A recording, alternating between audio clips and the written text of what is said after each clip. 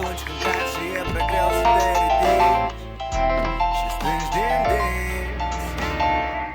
Te gândești prea mult la trecut și nu mai de bine parcă, dar te minți și știi că ai un plan și planul tău e viața ta, din care rup fără să știi, an cu an. Și vrea să fii acolo unde cineva mereu te așteaptă, unde florile mult te spală, toamnă după toamnă, praful de pe străzi. Unde ochii care nu se văd, nu se uită, unde dimineți lumea se salută și vezi zâmbete, nu doar în fotografii.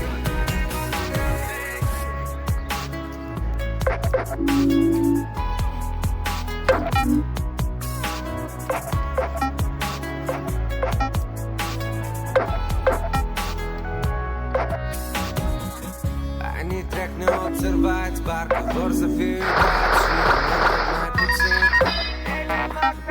A schimbat prea mulți găzdași, însă printre cei rămași sunt nostalgie și un șir de insomnii.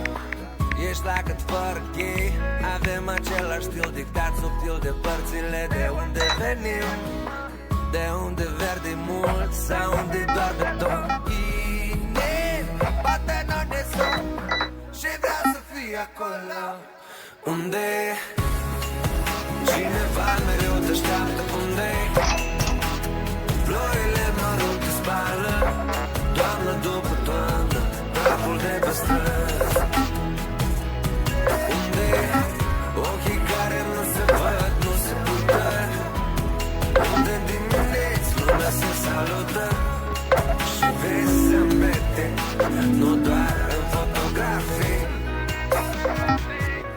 Și orice cale începe cu un pas, când visezi cu adevărat și uiți de ceas și faci pași spre ce vrei să fii tu.